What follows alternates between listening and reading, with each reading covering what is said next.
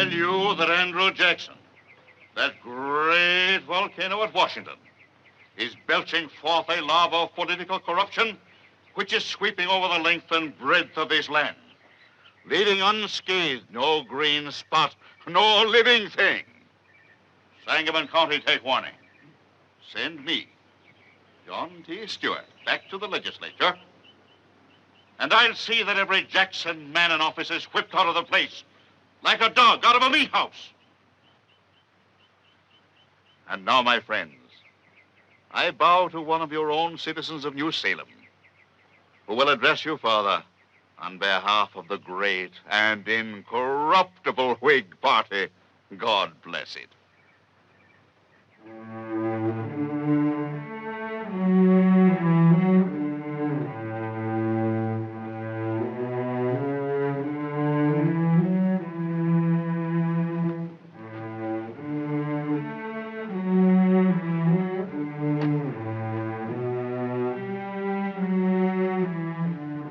Gentlemen and fellow citizens, I presume you all know who I am. I'm plain Abraham Lincoln.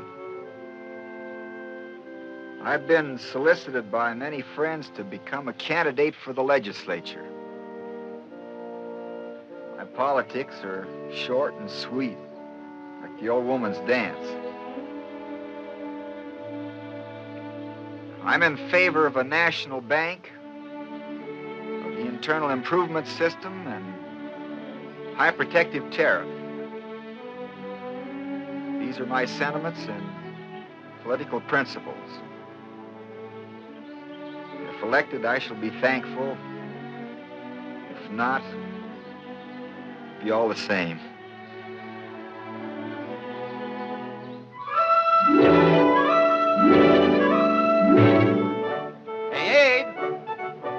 Somebody wants to do business with you.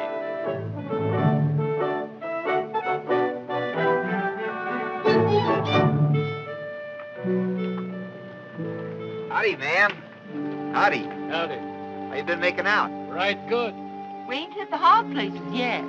Won't you get down and rest yourself? Well, thank you. We was aiming to stretch a bit. My old woman figured on getting some flan in for shirts. I reckon that can be arranged. Yeah, but we ain't got any money. Well, you can send it to me. We don't aim to ask for no credit. If it leaves your mind any, ma'am, the whole shebang here is worked on credit. That's right, Abe. Barry and me never put up a penny to start with. From the way things look, we never will. Well, there's an old barrel in the wagon that might be worth 50 cents to some folks. Well, of course, there ain't much in it. Just some old things laying around the house, along with some books that belonged to my grandpappy. Books? Yeah, in the last barrel. Books. Well, you folks go in the store and help yourself. I'll go back and get the barrel.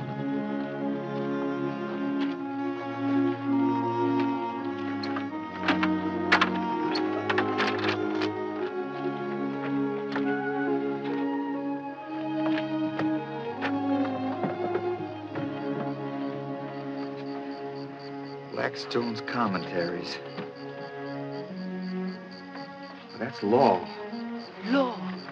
I knew that book was about something. Hardly a thumb mark on it either. No, sir. We took mighty good care of it. Reckon you can read it, sir? I expect I can make head or tails out of it if I set my mind to it. Law.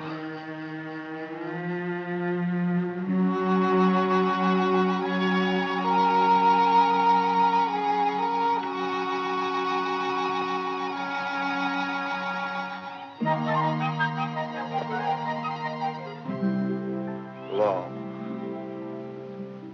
That's the rights of persons and the rights of things.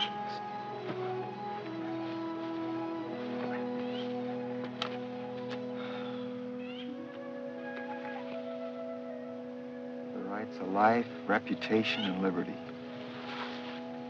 Rights to acquire and hold property.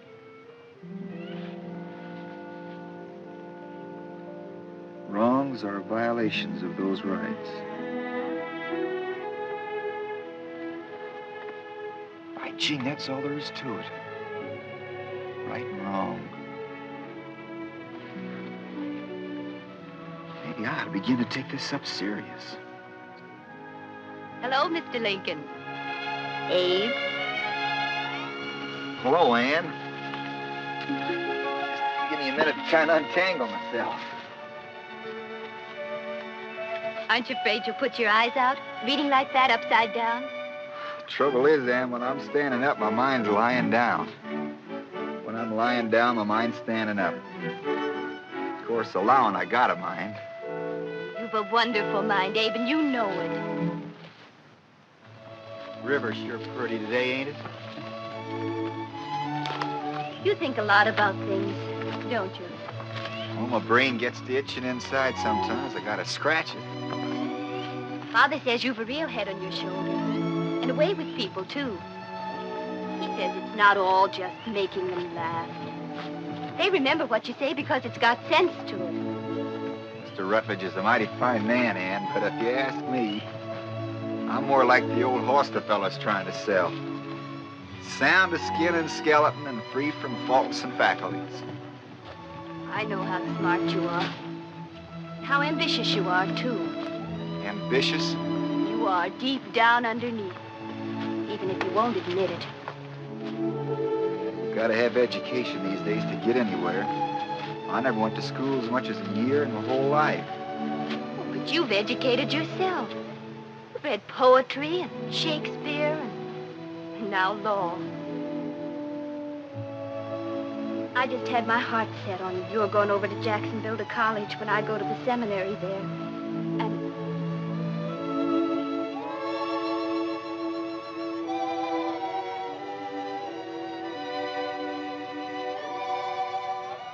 you're mighty pretty, Ann.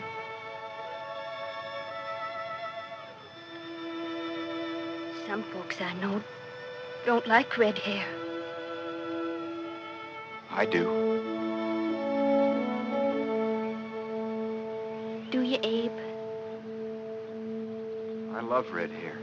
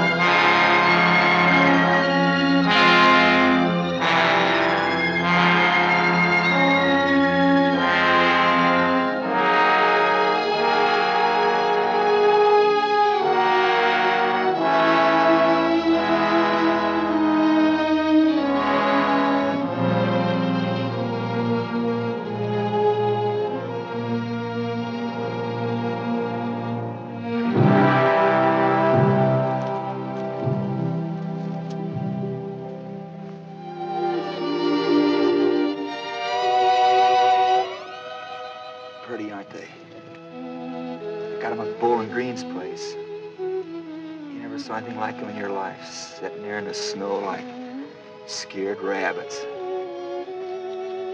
Bet the woods are full of them, too. The snow's nice, ain't it, the way it's drifting? Ice is breaking up. It's coming into spring.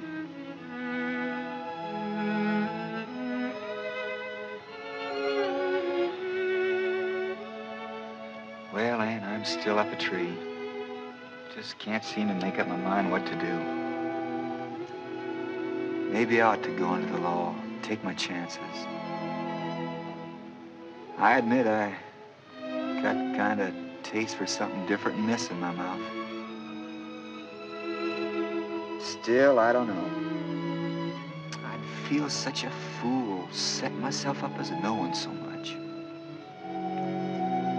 Of course, I know what you'd say.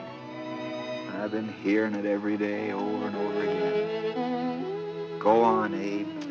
Make something of yourself. You got friends. Show them what you got in you. Oh, yes, I know what you'd say. But I don't know.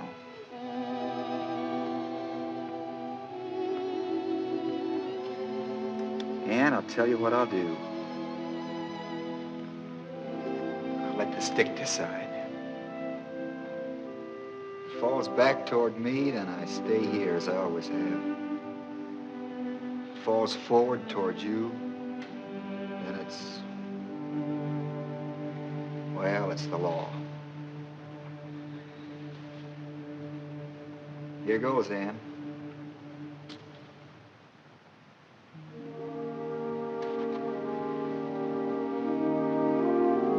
Well, Ann, you win. It's the law.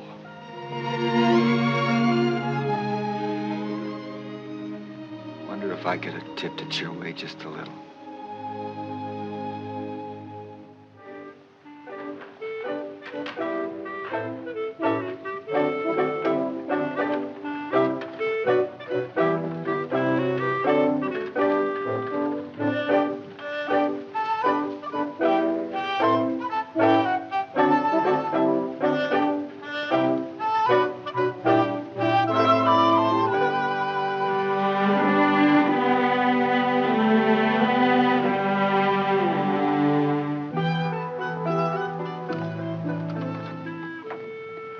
Hello, Abe. What are you doing in Springfield? Figuring on setting myself up as a lawyer. What do you know about law, Abe? Not enough to hurt me.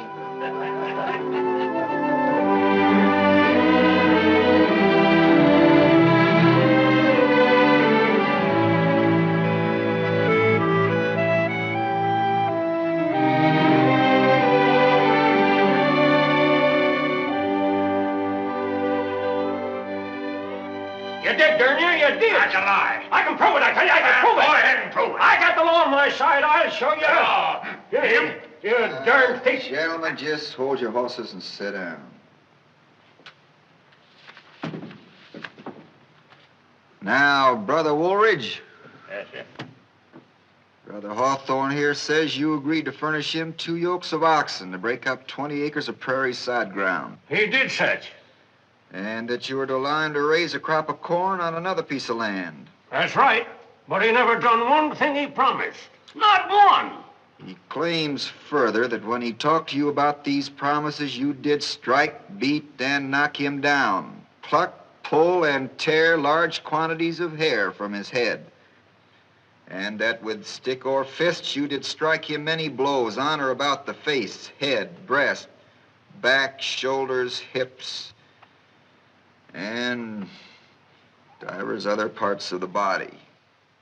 And with violence did push, thrust, and gouge your fingers in his eyes. Yeah, I got witnesses to prove it. And for that, he demands $250 damages. Yes, I do. Well, Brother Woolridge, what you got to say to that? You forgot to put in there about me whopping him with a neck yoke. Now, it says here, Brother Hawthorne, that you owe Brother Woolridge $55.47 board at the rate of $1.50 a week. You owe him $90 for use of a team and wagon for 8 months, besides $100 cash on a loan. Yeah. No, I never said I didn't. Well, I ain't no lightning calculator, but according to my figuring, you owe him $245.47. You're asking $250 damages. Now, my idea is to split the difference of $4.53, which by a strange coincidence happens to be exactly the amount of my legal fee. And the whole thing's settled. Well, what do you say? Won't do it. Me either. I'll go to law first. Gentlemen, did you ever hear about the time in the Black Hawk War when I butted two fellas' heads together and busted both of them? Well, I'm willing if he is. Ain't fair, but I'll do it just to be shut of him. Thanks, gentlemen. Well, that's going to save us all a heap of legal trouble and headaches. Well, if you just give me my and Stuart's share, I'll mosey along over and see the parade. It's going to be a heap of yelling and carrying on. It's going to be quite a pleasure to listen to. After this,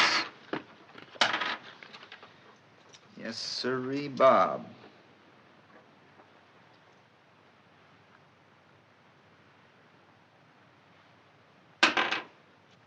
Yes, sirree, Bob.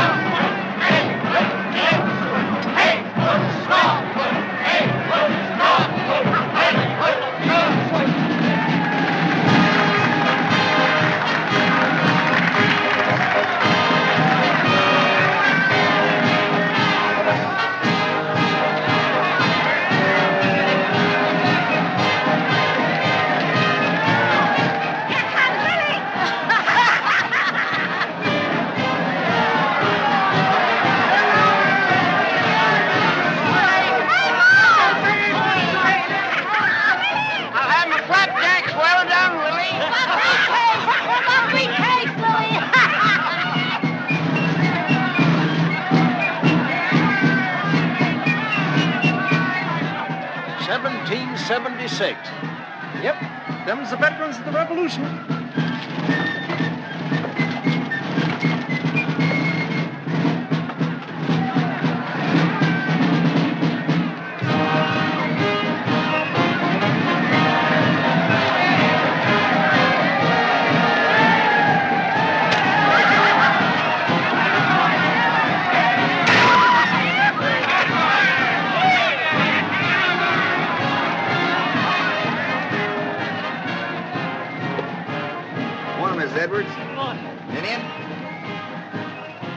Douglas? Mr. Lincoln. How are you, Miss Ricketts?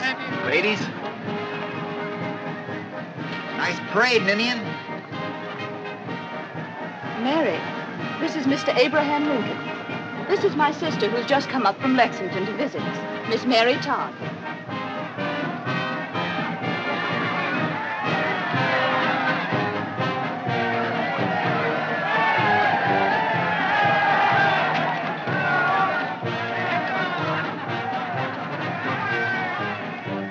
Mr. Lincoln, I've been hearing some mighty fine things about you. I doesn't believe everything Douglas here says about me.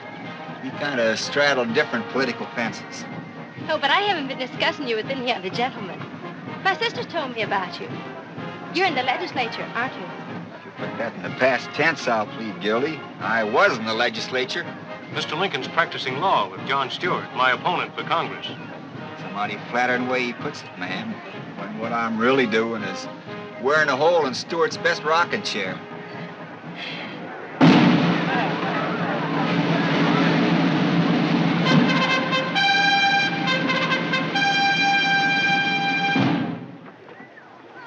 First I thought it was that apple for sure.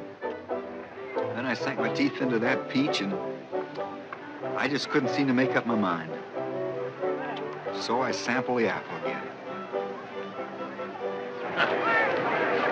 You all can't do that to me. Go on back with it. is it? It's a pie judging contest, Ma.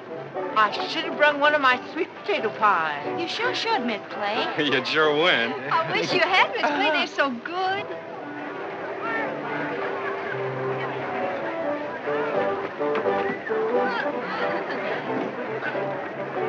Look, he's sure hungry. Yes, he is.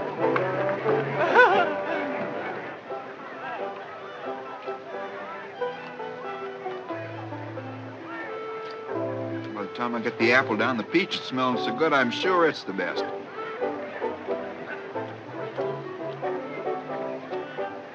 So it goes. First one, then the other.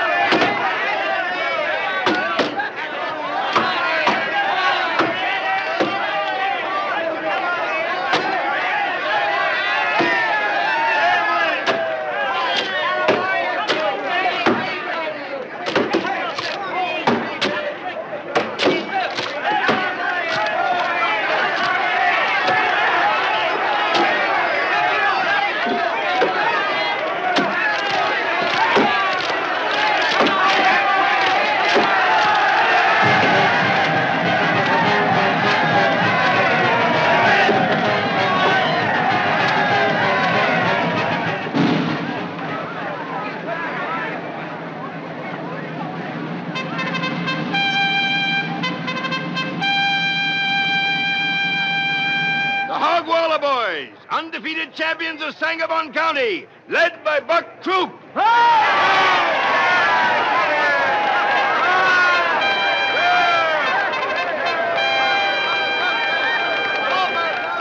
The Speed Counter Demon, led by Eve Tyler.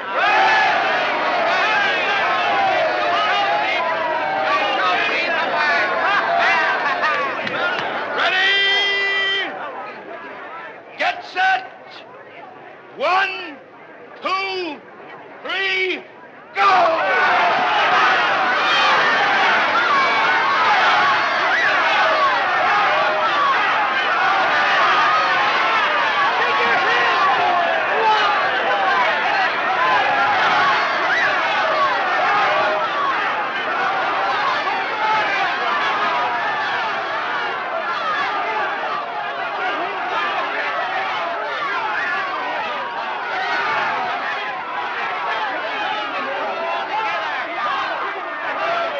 Leave my wife alone. Oh, Mary, if you ain't looking for trouble, get away from here. Adam, Matt. You better look out, Scrub. You're going to get hurt. Yeah. What are you going to use on me? Knives or pistols or your fists? We ain't bothering nobody. We're just here to have a good time, so you please to leave us alone. Come on now, Matt. Come on, now, Scrub. Adam. We got plenty of Come time on. later. Bye, honey. See you later.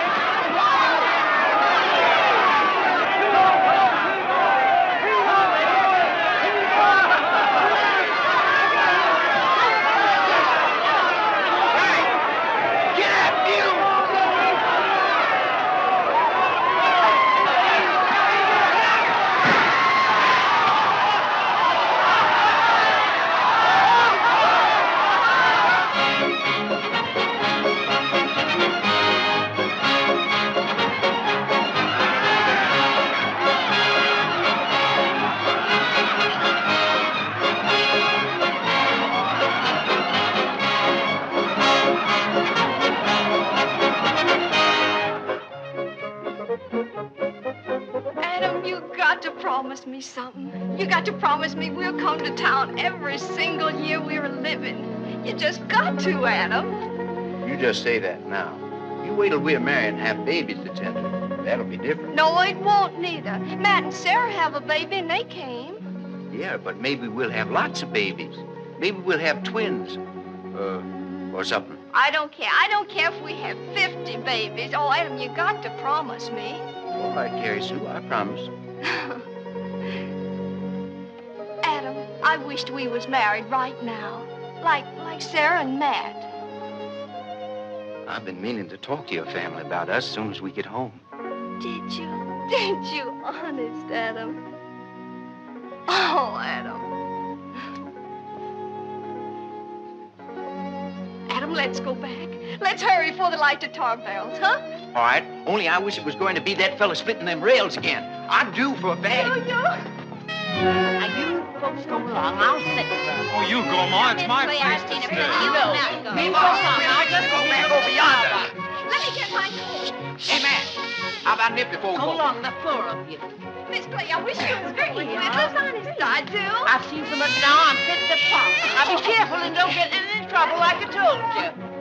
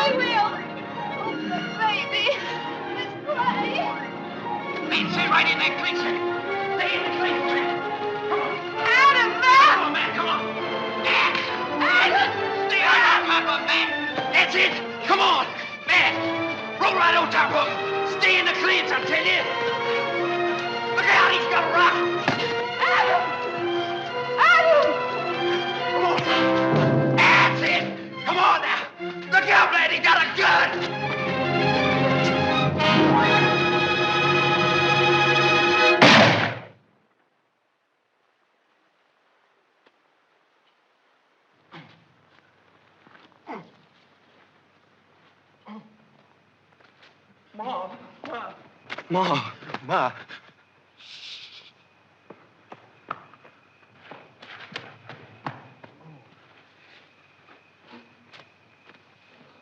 Cats.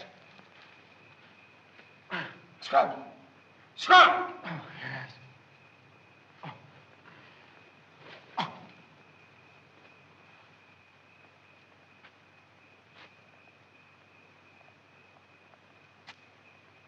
He's dead. Dead? Lord, have mercy on us. Cut right in the heart with his knife.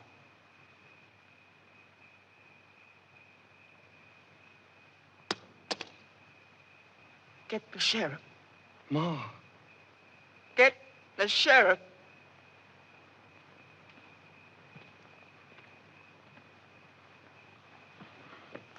Hey! Come over here, somebody! There's been a murder! Murder! Matt! Adam! Matt! Murder! Come over here, somebody! There's been a murder!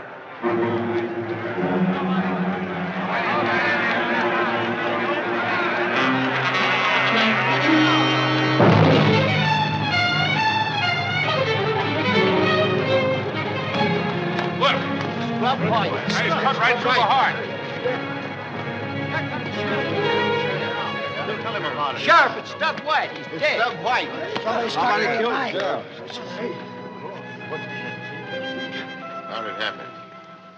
It was them two fellas over there. They was fighting with Scrub. And they cut him. Here's the knife they done it with. Do something, sir?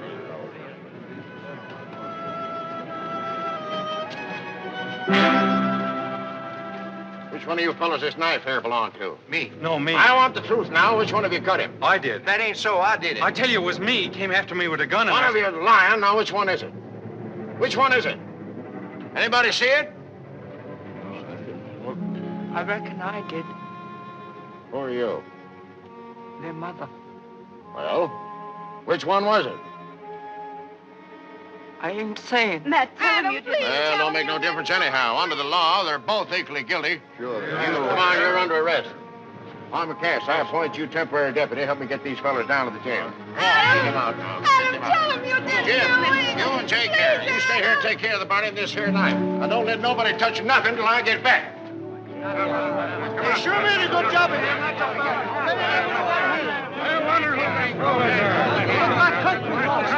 This way I never saw him around here before. All right, stop. He was mean, but I liked him. Mean or not, folks ain't got no business coming to our town. Who against one? That's what I don't like. John stabbed him right in the back, too.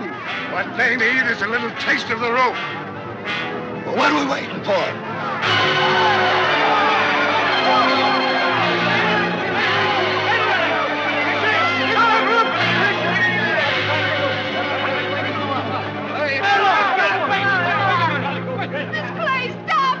They're gonna lynch him, Abe. They're gonna lynch him.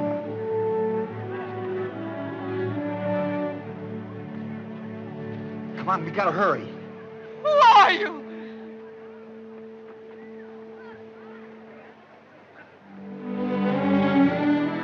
I'm your lawyer, man.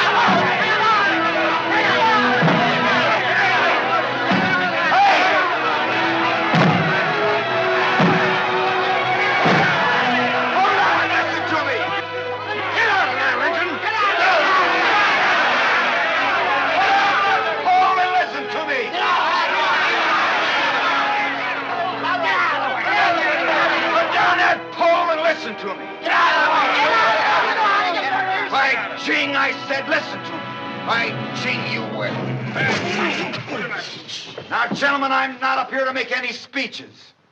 All I got to say is I can lick any man here, hands down. Come on, man! Come on! They're gonna let that man stand their way! Hold on, Buck. I thought I'd find that big mouth of yours around here telling people what to do. I'm Big Buck, all right. I'm the biggest buck in this lick. Well, come on up and whet your horns. What's the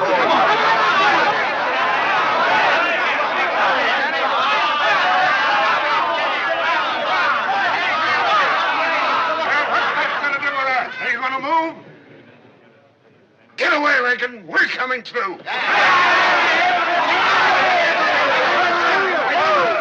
All joking aside, let's look at this matter from my side. Well, you all know I'm just a fresh lawyer trying to get ahead. But some of you boys act like you want to do me out of my first clients. I'm not saying you fellas are not right. Maybe these boys do deserve to hang. But with me handling their case, don't look like you'll have much to worry about on that score. All I'm asking is to have it done with some legal pomp and show. That's all right. Absolutely right. Up on our side of it. We've gone to a heap of trouble not to have at least one hanging. Sure you have, Mac. And if these boys had more than one life, I'd say go ahead. Maybe a little hanging mightn't do them any harm. But the sort of hanging you boys would give him would be so permanent.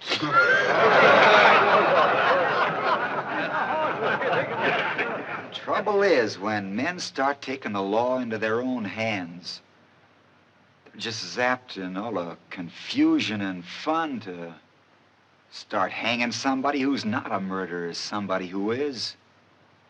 And the next thing you know, they're hanging one another just for fun. Till it gets to a place a man can't pass a tree or look at a rope without feeling uneasy.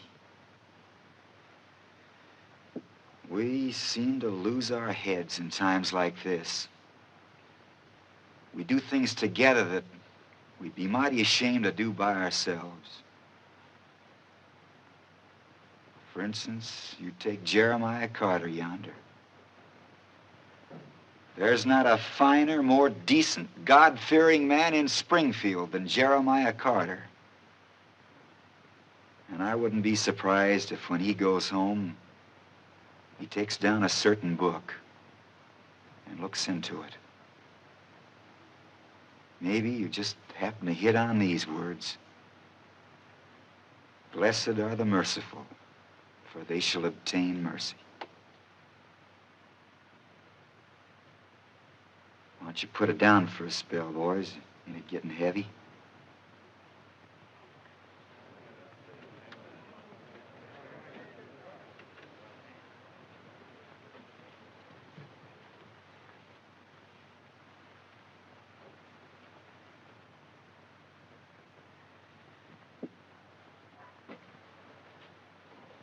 That's all I've got to say, friends. Good night.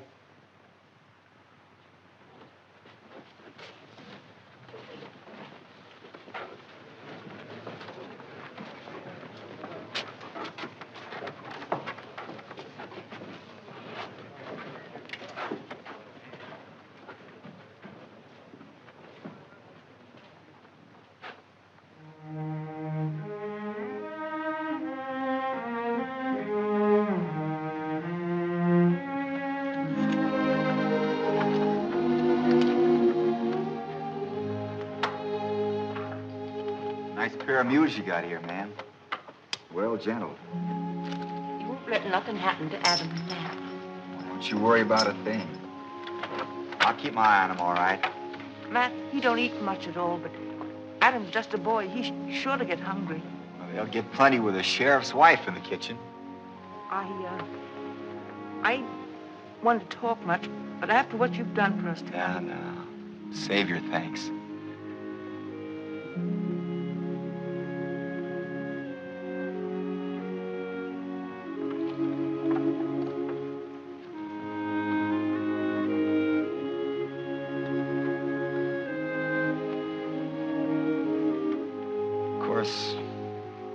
You know, I'm just a sort of jackleg lawyer without much experience in this business. But as long as you want me, I'll do the best I can.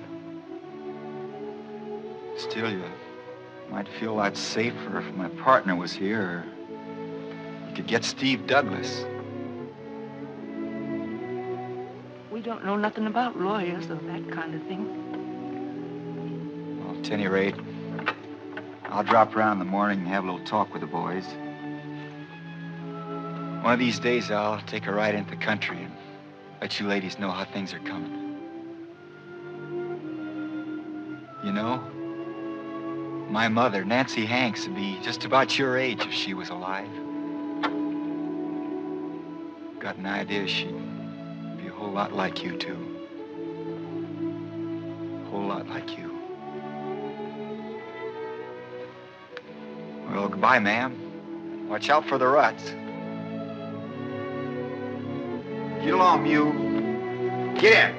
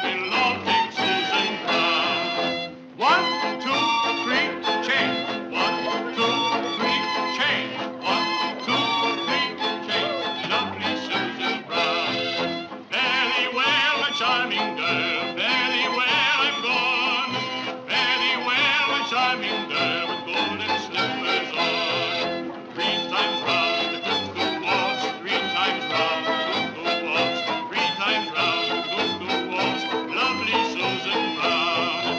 Very well, my charming girl, very well, I'm gone. Very well, my charming girl, golden slippers on.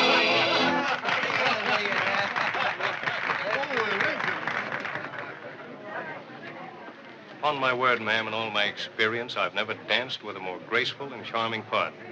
Thank you so much. I'm awfully glad you don't share Mr. Lincoln's aversion to feminine society. Well, Mr. Lincoln's a great storyteller. Like all such actors, he revels in boisterous applause. And yet Ninian says it was his wit that saved those 2 wretched boys. Oh, yes, unquestionably, he has ability in handling an unthinking mob. Not even his enemies deny he has a certain political talent. Mr. Lincoln, are you by any chance a member of the well-known Lincoln family of Massachusetts? Not by any chance I know of, sir. A very fine family, sir. Very fine. Then I'd say the evidence is all against us belonging to it. And Lincoln I ever knew might take hell of beans.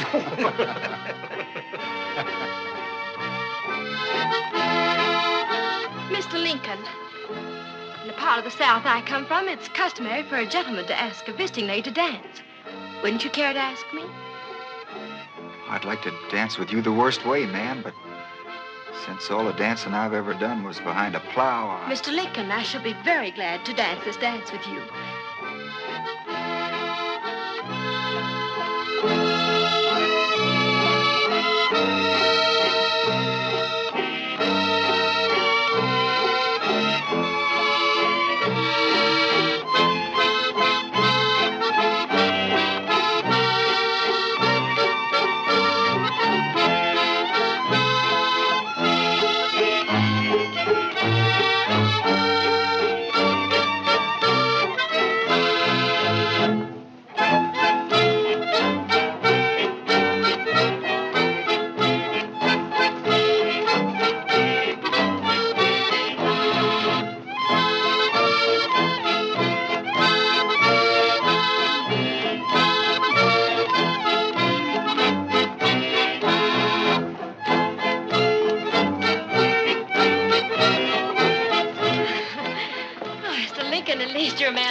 You said you wanted to dance with me the worst way, and I must say you've kept your word.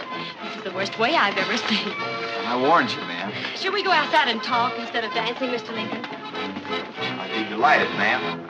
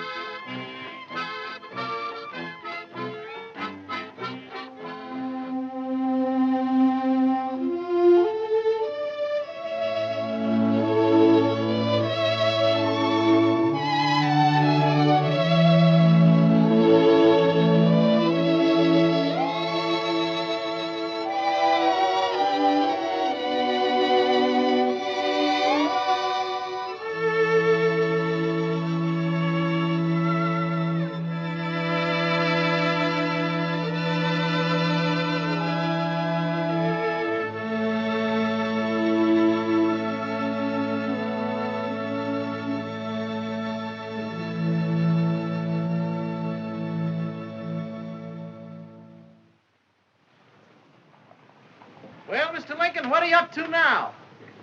Got the smell of the country in my nose, just riding out. If a client comes by, Abe, where'll we tell him you're at? In my office, of course. Where is your office, Abe? In my hat.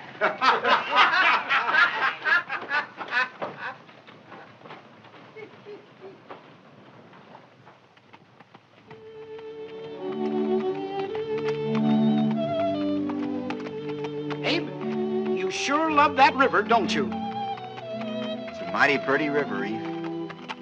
Never saw a man like you look at a river like you do. Folks would think it was a pretty woman or something, the way you carry on.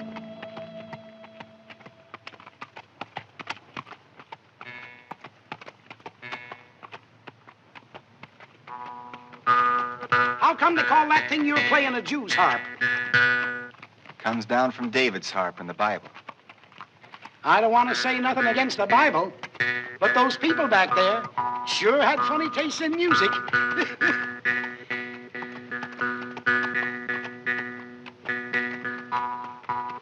What's that tune you're playing?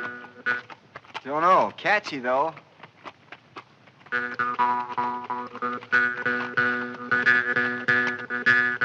Makes you want to march or something.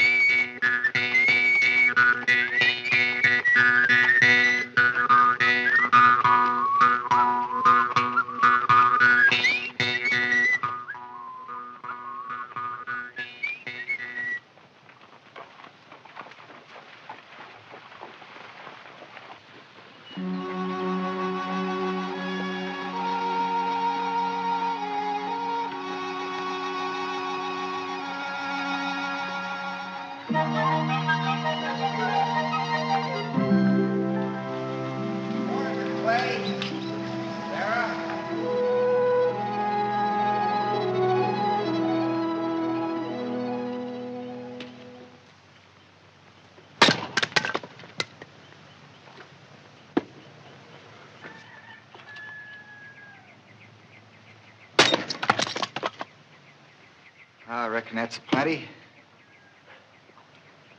People used to say I could sink an axe deeper than anybody they ever saw.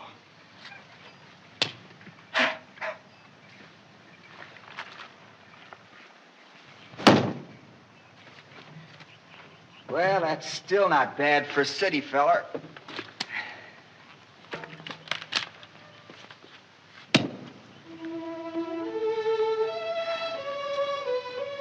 This house certainly takes me back to the time when I was just a little old shirt-tail boy in Kentucky. Our place is just about this size, too. One window, I remember, and dirt floor. Some wild crabapple trees out in the front yard.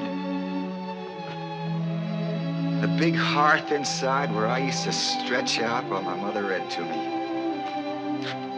I'll never forget how bad I felt the day we decided to pull up stakes and head for Indiana. Kentucky's a mighty fine place to live, but with all the slaves coming in, white folks had a hard time making a living. And you folks just like my folks.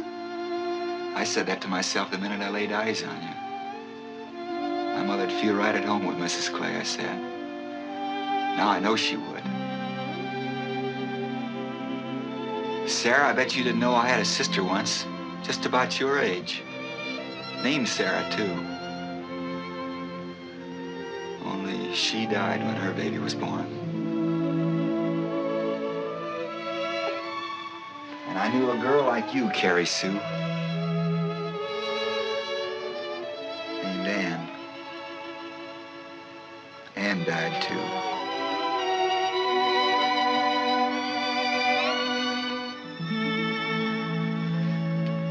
Well, finished reading your letters yet? I read mine by myself, too. I never learned to read yet. I thought maybe you'd read it to me. Why, certainly. I'll be glad to.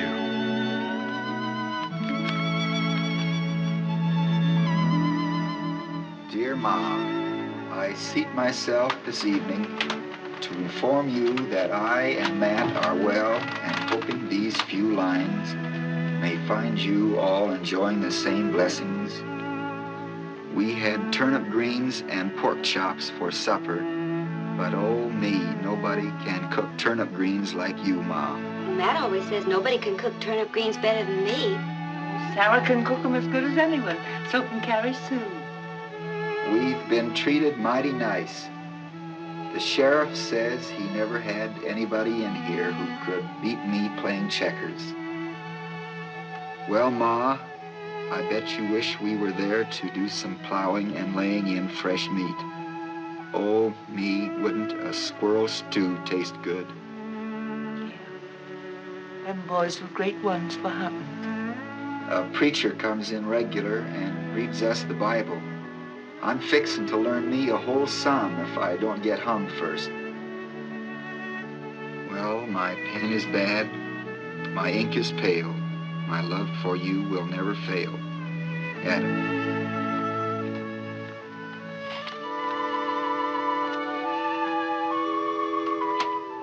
Sarah, do you suppose you've got an extra piece of paper in the house? I want to make some notes while I'm talking to your mother. We ain't got any paper that I know of, but we got a new almanac. Reckon you could write on it? Almanac? Why, yes, it's just the thing. Carrie Sue, my mouth's beginning to water for some of those turnip greens. Honest? You think there's anything you can do about that? Yeah, Sarah and me will fix some together.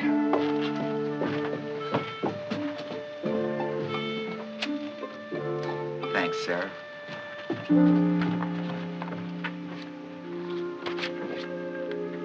Now then, suppose you tell me something about the boys. Well, there ain't very much to tell. Your husband, he died? Yeah, the summer after we got here. We just finished building the house. It's a fine house, all right. Not a nail in it. No, he was mighty good with his hands. He was killed by a drunk Indian. It was long round sundown. I was just coming back from milking. Adam was clearing out the timber, and Matt was down with a fever. That Adam, I bet he knew what to do with an axe. Yeah, he takes after his father. Matt was always the puny one. Why, once when he was a baby, I held him for 2 days while he was burning up with lung sickness.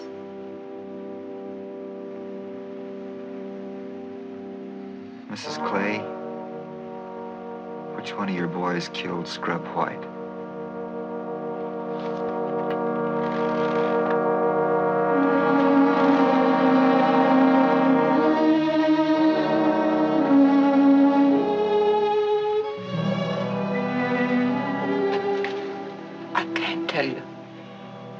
I just can't. But I'm your lawyer. You can trust me. I don't want to scare you, but we've got an awful fight on our hands. I gotta know what I'm doing. I can't. Be just like choosing between them. What do you suppose made them both say they'd done it? Matt did because he's older. And Adam said so because Matt has a wife and baby. There are a lot of people who'd like to see those boys hang.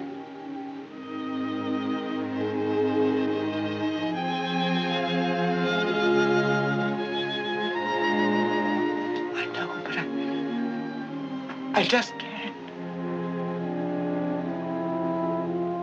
I got a pack of witnesses. A lot of mighty fine lawyers on the other side.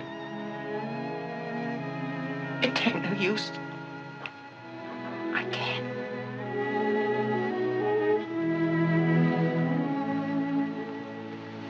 No, I don't reckon you can.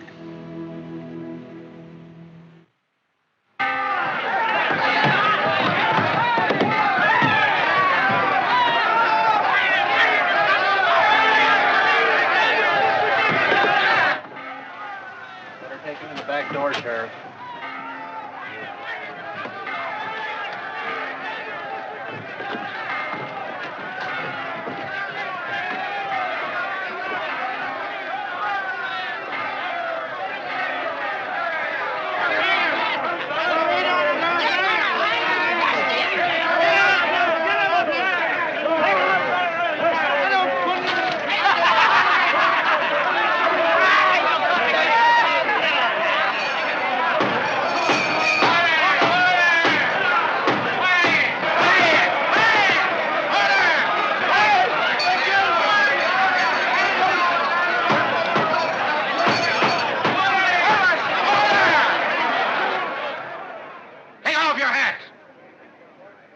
Jugs away.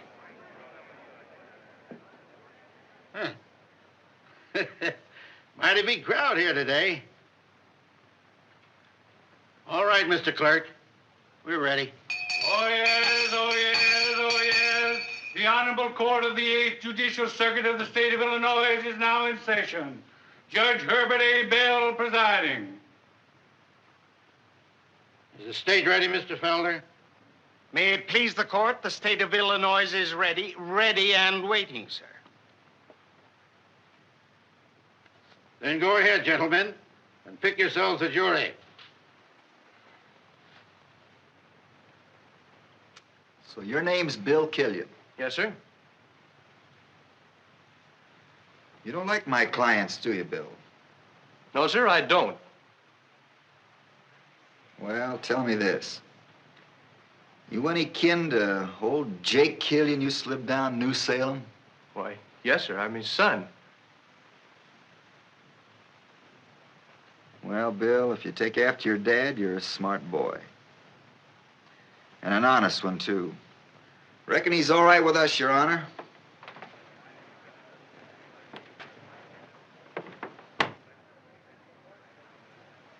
Clarence, how you stand on capital punishment? You mean, do I want to see them two fellas hung? I do. You're a blacksmith, aren't you? Sure.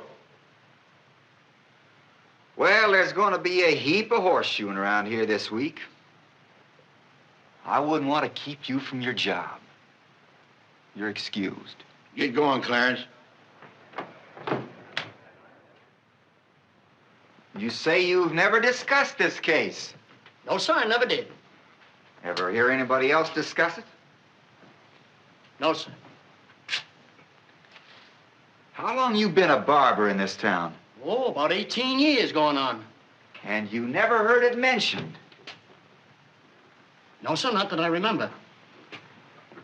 Do you know the gentleman who's prosecuting this case, Mr. Felder? I guess I know him. Then you're excused. Your Honor, this is a waste of time.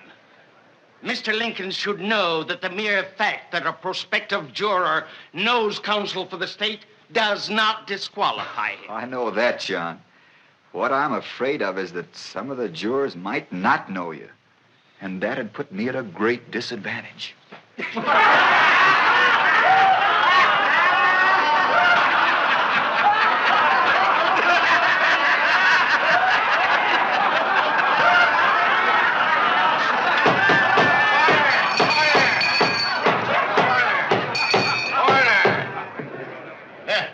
Hip you then, John. Sam Boone. Sam Boone.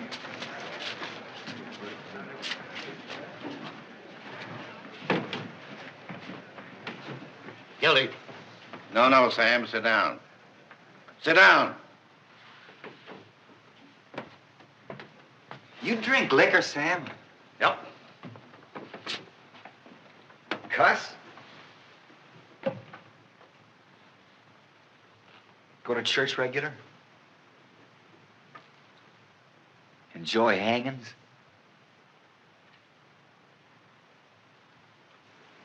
Got a job?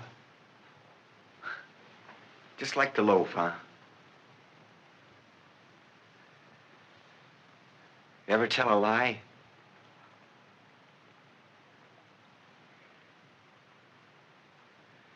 Well, you're just the kind of honest man we want on this jury.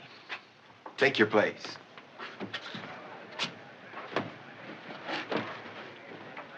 All right, Mr. Prosecutor, your move.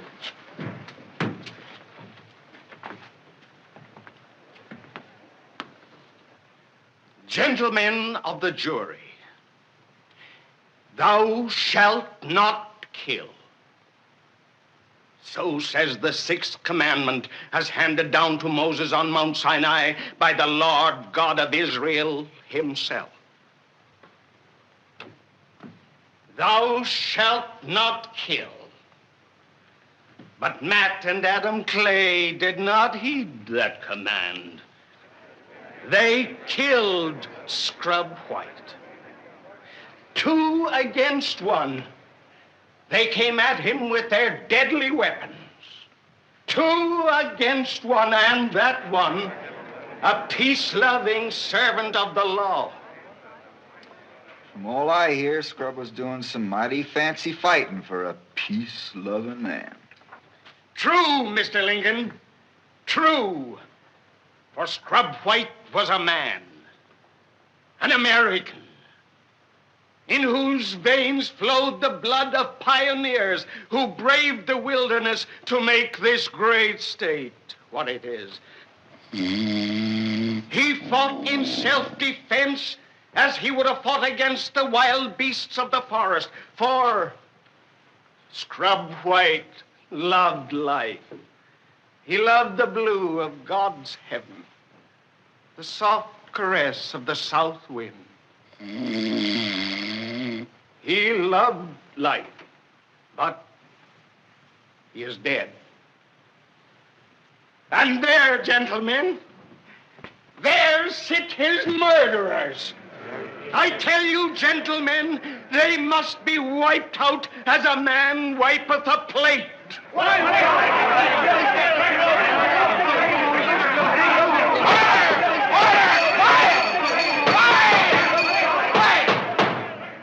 Come, men.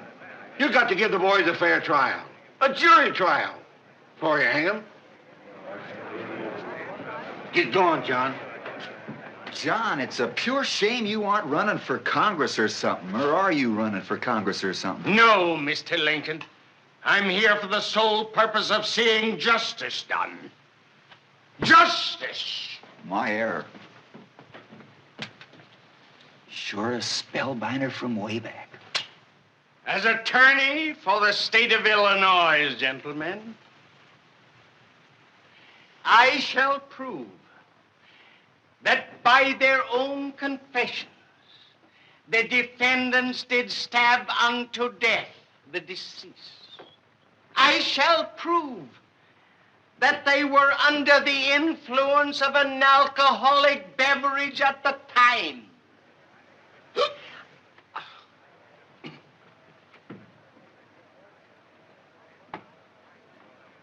And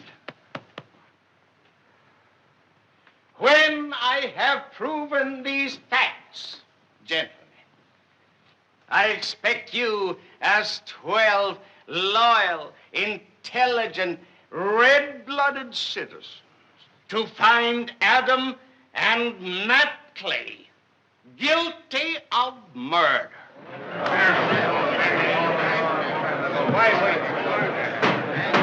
Quiet, quiet! Call Sheriff Billings. Hi, Gil. You saw Mr. Van tell the truth, hold I on, do. that true seven gun. Sheriff, have you ever seen this knife before? Yes, sir. That's the knife they killed Scrub White with. Did you see him do it with a knife? No, but I just wanted to get you back in your groove. Go ahead. Your Honor, I must insist, if the learned counsel for the defense wishes to object, let him address the court, not my witness. You heard that, Abe. One thing more, Sheriff. Did you visit the wagon owned by the defendants? Yes, sir. Yes. And what did you find there? Jug of liquor, about 3/4 full. Did the boys deny they'd been drinking on the night of the crime? No, sir. They said they'd had a snort or two, as usual. As usual? Yes, sir. That's what they said, as usual. Thank you, Sheriff. Your witness? Where's the jug now? In my jail. Empty? Well, there's some left. How much? About 1/4 full. Who drank it? Well, Never mind. That'll be our little secret. Tell me this. Did Scrub White have a pistol? he was a deputy. He had to have one. Do you know if he tried to use it on the defendants? No, sir. You don't know he didn't? No, sir. Sheriff, did you ever hear about the fix the man was in when he was coming down the road with a pitchfork on his shoulder and a farmer's dog ran out and bit him on the leg? No, sir. That must have been out in my district. Well, then you probably don't recall that in defending himself, He stuck one of the prongs of the pitchfork into the dog and killed him. Farmer got pretty mad. "What made you kill my dog?" he said. Well, the fellow said, "What made your dog bite me?" Well, the farmer says, why didn't you go after him with the other end?" To which the man replied, "Well, why didn't your dog come at me with the other end?" Pretty good, Gil.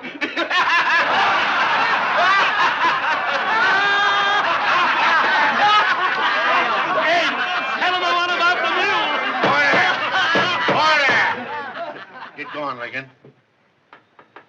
Now, Sheriff, let's just suppose that my two defendants here were like that man with the pitchfork. Only, let's say, they've got a knife. And Scrub White was the farmer's dog, only instead of teeth, he's got a pistol. Well, now, wouldn't you say it was a matter of self-defense to use that blade, so long as Scrub didn't come at him with the other end of the pistol? Your Honor, I object and move that these remarks be stricken from the record. Counsel is presenting an argument. The counsel's remarks will be stricken from the record. The jury will disregard them. Now, you jurors, watch out. Don't remember about that dog. That's all. Just a moment. You don't, of your own knowledge, know that Scrub White came at them with the shooting end of the pistol, do you? No, sir. Therefore, That's the end the bullets usually come from, isn't it? Yes, sir. but you didn't see a shot fired, did you? No, sir. Then You heard it. I heard something sounded like a shot. What do you figure you're best at, seeing or hearing? Well, both. That's what I figured. Step down. if you call Palmer Cass. Palmer Cass takes the stand.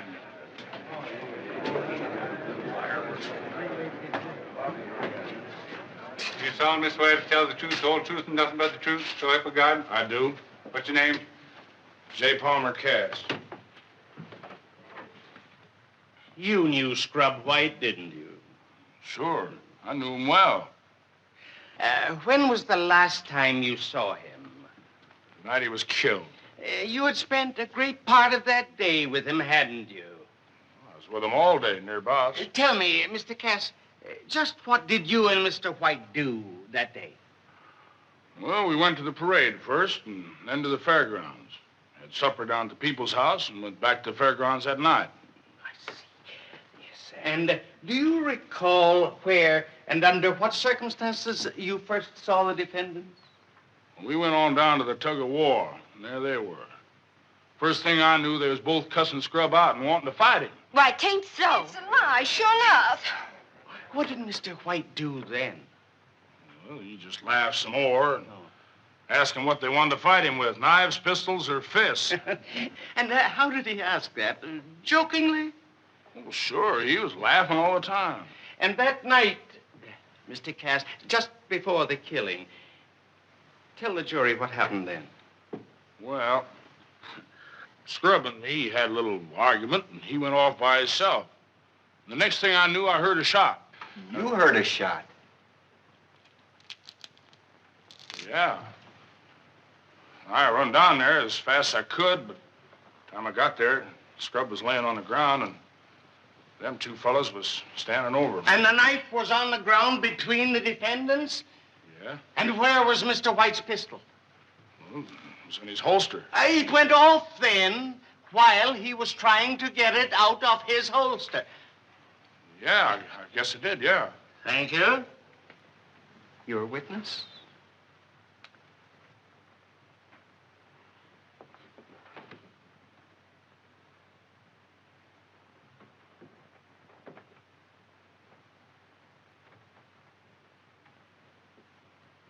You say your name's J. Palmer Cass. Yeah? What's the J stand for? John? Anybody ever call you Jack? Yeah. Why J. Palmer Cass? Why not John P. Cass? Anything the matter with John P? No, No, but... Has J. Palmer cast anything to conceal? No. Then what do you part your name in the middle for? Well, I got a right to call myself anything I please, as long as it's my own name. Well, if it's all the same to you, I'll just call you Jackass.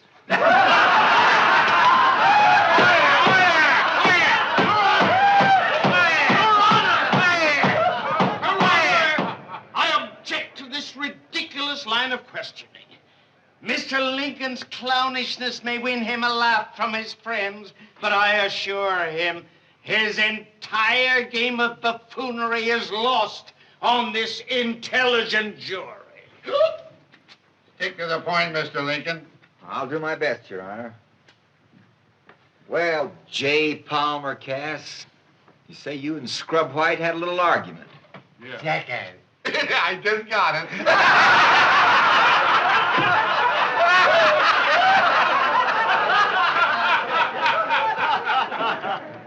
What kind of an argument? I'd rather not say. Oh, you'd rather not say. Well, Jack, suppose I told you I'd rather you did say. All right. You want to know, so I'll tell you. We was arguing about politics. Well, that's something new to argue about. I found out a lot different since. But I said I figured you had more sense in politics than Steve Douglas. And Scrub got mad as a wet hen and said you didn't.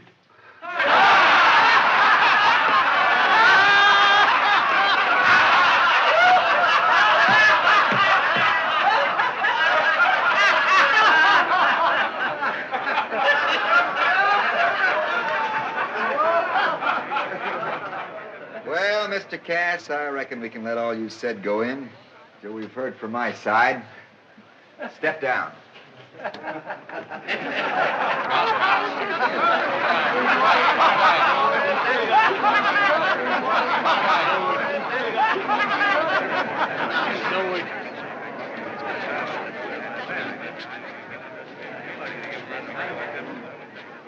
May it please the court. The next witness for the state is not, in the strictest sense, a witness for the prosecution. However, in the interest of mercy as well as justice, the state desires at this time to call upon an eyewitness to the killing of Scrub White, Mrs. Abigail Clay. Miss Clay? Don't Tell him I did it. Miss Clay?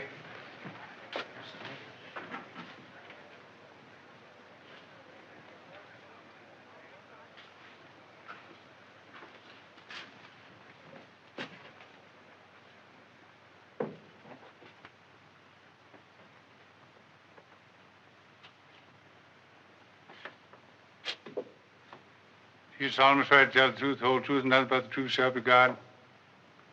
Bible. Say I do. I do. Take a stand.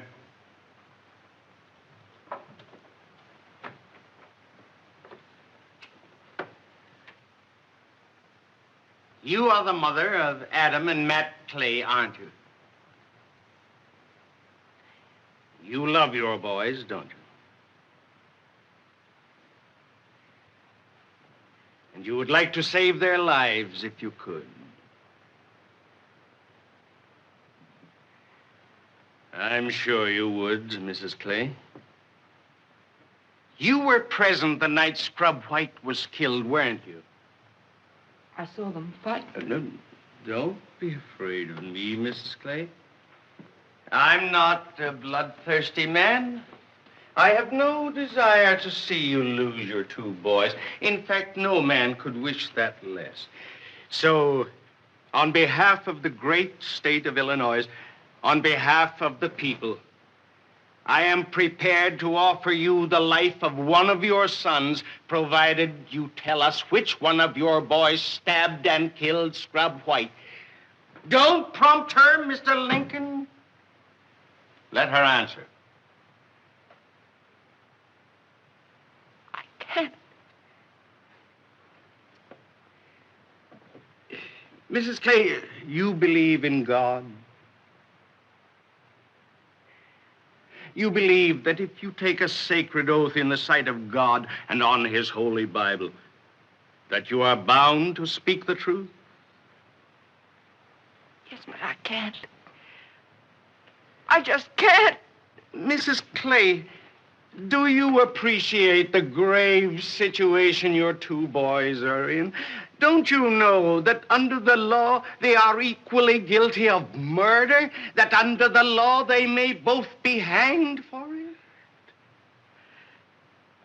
But I can't tell you. And you can't make me. Don't you understand? I am offering you the life of one son. Take it and tell us which boy killed Scrub White. No! No! Don't you know this court can make you answer my question? Don't you know that you can be sent to jail yourself? That shielding a criminal makes you an accessory to that crime?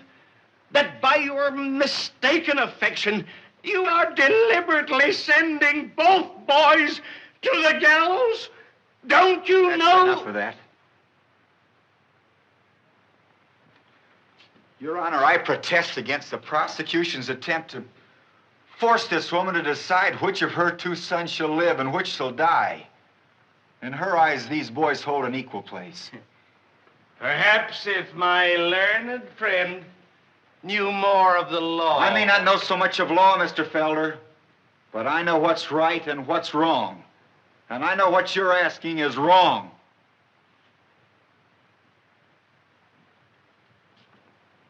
Put yourself in this woman's place, Your Honor.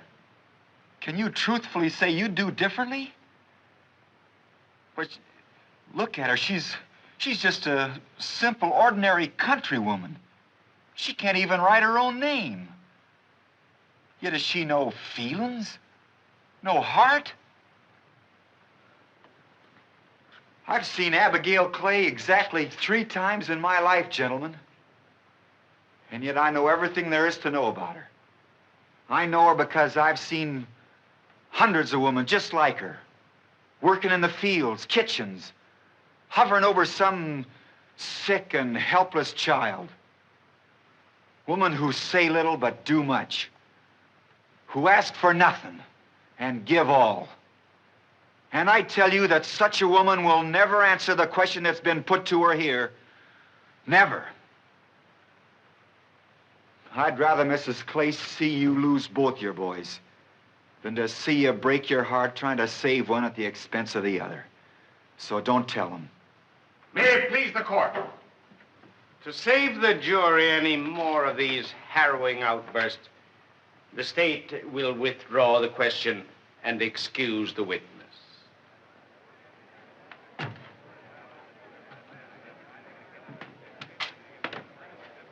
No doubt Mr. Lincoln will be glad to hear that she was not the only eyewitness to the murder of Scrub White. Recall Palmer Cass to the stand.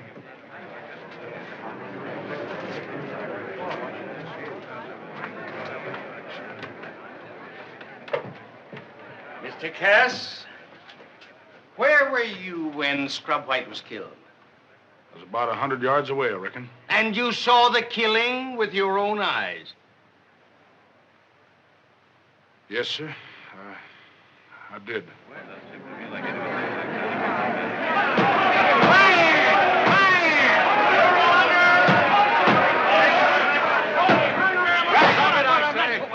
Why didn't you tell us this before? Nobody asked me. Have you told anybody else about this? No, sir. Why not? Well, I just didn't want to help get nobody hung, that's all. And that was your only reason, this natural reluctance against being a party to any man's hanging? Yes, sir. Why do you tell us now? Well, I just begin to realize that if I don't tell it, maybe both of them will get hung. Mr. Cass, how could you see so clearly from a distance of 100 yards at 11 o'clock at night? It was moon bright. Moon bright? Yes, sir. Then you clearly saw which boy pulled the knife. Yes, sir. I did. The defendants will stand up. Now, Mr. Cass, tell us, which defendant stabbed and killed Scrub White? It was the bigger of the two. That ain't so!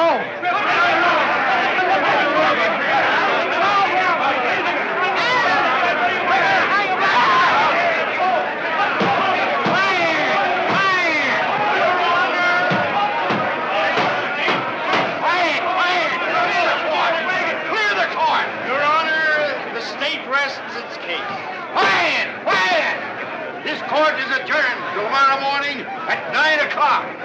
Colonel, take the prisoners away.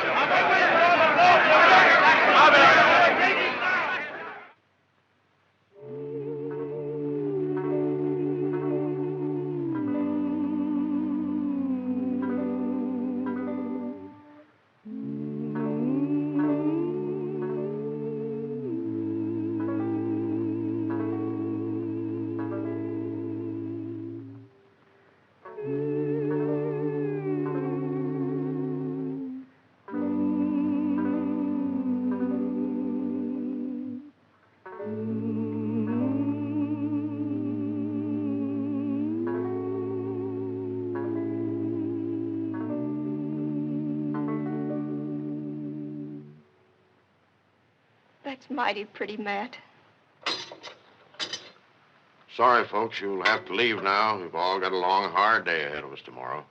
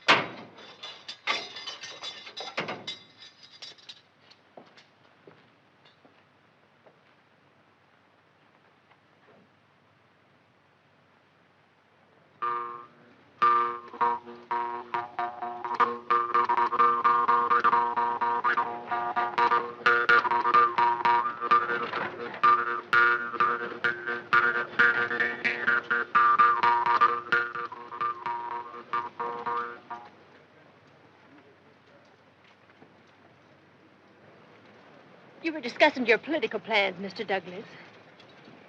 Please go on.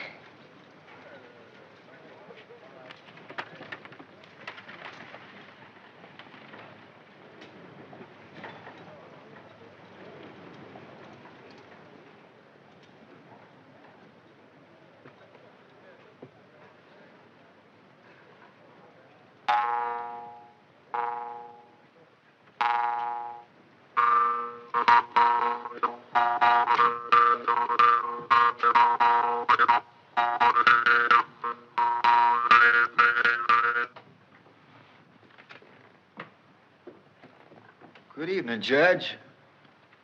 Doggone it. Lincoln, this is against all my principles, but I want to talk to you as an older man. Go ahead, Judge. I'm listening. What I mean to say, dag blame it, is, don't you think you ought to have some older lawyer with more experience to help you out tomorrow? Are you suggesting that I retire, Judge, or just take a back seat? I'm suggesting, that is, if you want me to, I'll speak to Mr. Douglas and get him to act in a sort of advisory capacity. I'm sorry, Judge, but I'm just not the sort of fellow can swap horses in the middle of a stream. Then at least change your plea. Accept sentence for your guilty client, and I'll guarantee the state will be lenient with the other. Well, that's a mighty tempting offer. Mighty tempting, but I'm afraid it can't be done. You see, I promised those folks I'd stick with the game till the last available card was played. But, man, you'll send both defendants to the gallows, as surely as the moon sets. Maybe. But that's the way it's got to be. Good evening, Judge.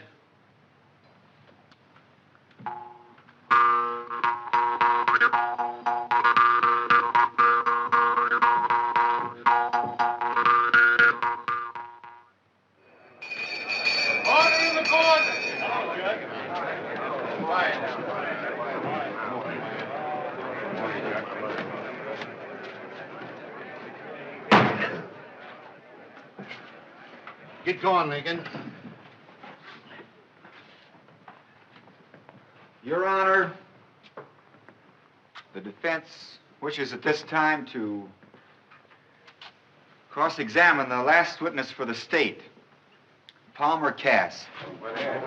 Palmer Cass.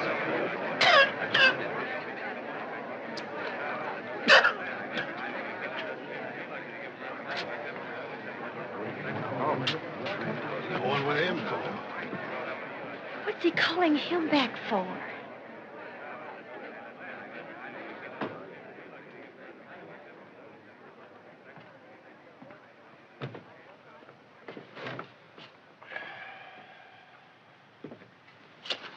Mr. Cass, yesterday you identified Matt Clay as the killer of Scrub White. Yes, sir, I did. You're sure of that? Sure, I'm sure. I just wanted to know. You say you were about 100 yards from the scene of the fight? Just about, yeah. Are you familiar with the land over there? Yes, sir. What's the nature of the layout? Well, there's a little clearing. Any trees? A few. Where are they? Well, they're between the clearing and the fairground. And you saw right through the trees? No, sir. I was already through the trees when I saw them fighting. Oh, I see.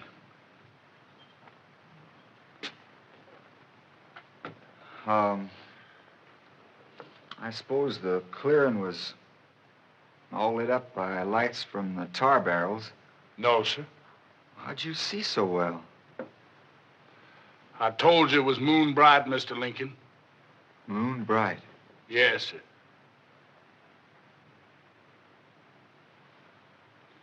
Of course, if it hadn't been moon bright, you couldn't have seen 100 yards, could you? Of course not. But you did see it. I told you I saw it, didn't I? What's he driving at? And, the only reason you're telling us this now is because you feel sorry for one of the defendants. Well, I didn't want to see them both get hung. I don't reckon you'd lie about a thing like that.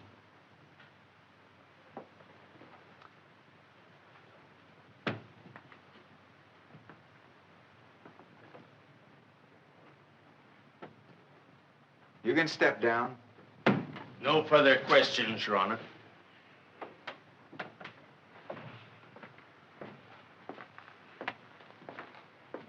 Oh, Mr. Cass, I forgot there's just one other question I want to ask you. Cass, what'd you have against Scrub White? Well, nothing. What'd you kill him for, then? Kill him? Well, I don't know what you're talking about, Lincoln. Yes, you do. Look at this. Go on, look at it. It's the Farmer's Almanac. Go ahead, look at it. Look at page 12. You see what it says about the moon? That the moon was only in its first quarter that night and set at 10:21, 40 minutes before the killing took place. So, you see, it couldn't have been moon bright, could it? You lied, didn't you, Cass? And you weren't trying to save these boys' necks, were you? You were trying to save your own, weren't you? Well, come on, weren't you? No. Well, then what'd you lie for? I didn't lie. Oh, yes, you did. It's as plain as a nose on your face, but why? Why did you lie about the moonlight? I don't know what you're talking about, Lincoln. I'll tell you what I'm talking about. You lied because you had a fight with Scrub White, but it wasn't about politics. You never mentioned politics. That was your first lie, wasn't it? It was politics, no, I tell you. you It were was. fighting about something else. Maybe it was money. No. Maybe you owed him money, or maybe he owed you some, No. or maybe he was getting a little graft here and there, and you wanted to get in on it. That ain't true. Maybe it was some girl. No, that ain't right. Well, what was it? It was one of those things. No. Something made you want to get rid of Scrub. Well, you're crazy. Scrub was my friend. Maybe. Just the same, you lied. Now, why? Come on, tell us. Why did you say you saw what happened when you didn't see? What? Well, I'll tell you what happened. You heard a row, and you saw the fight start, and you come running, and you saw that Scrub was still living. And right there on the ground, you saw the knife that Matt had dropped. And you bent over him, and you picked up the knife. And your body hid what you were doing. No. And you stabbed him. No, I didn't. You stabbed him in the back and killed him. And these two boys, Matt and Adam, they each knew that he didn't do it. Therefore, each thought the other did it. And their mother, she saw the knife in Matt's hand, but she couldn't say so without putting a rope around his neck. And you killed him. No. And you lied. And your lie tripped you up. No. That crude, cold-blooded lie that was going to cover up the crime that you committed. No. The lie you can't deny. Now, can you? Can you? Answer me. You did kill him, didn't you? Didn't you? I didn't mean to kill him. I was drunk. I was drinking all day. He was my friend. I didn't mean to kill him. Honestly, I didn't mean to kill him. I was drunk. No more questions, Your Honor. Your witness.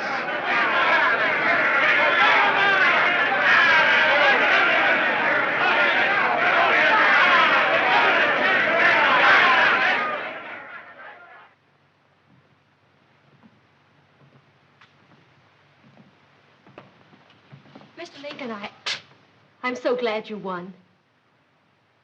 Thank you, ma'am.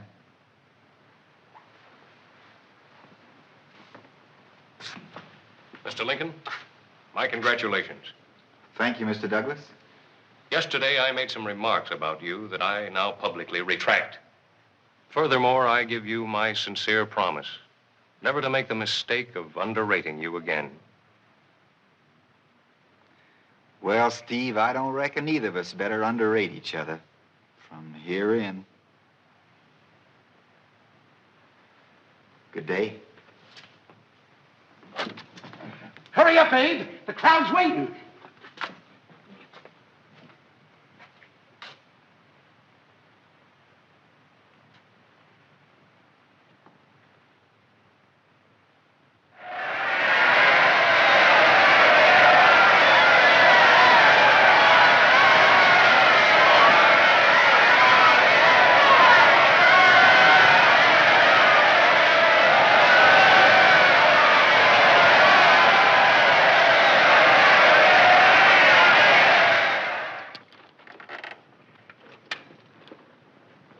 Well, ma'am, I reckon I better say goodbye to you here. You got quite a ways to go before sundown. Goodbye, sir. Goodbye, Mr. Lincoln. Bye. We ain't got very much. But after all you've done for us,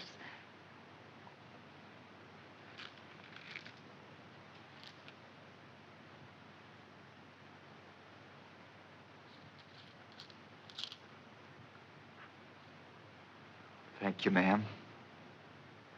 That's mighty generous of you.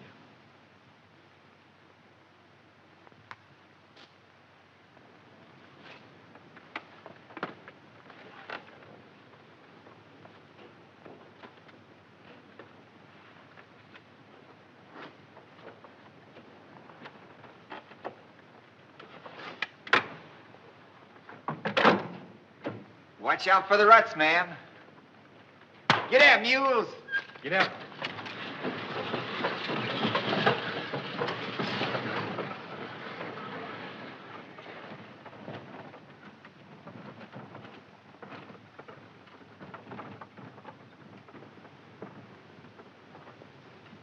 I reckon I'd just about die if I didn't kiss you, Mr. Lincoln.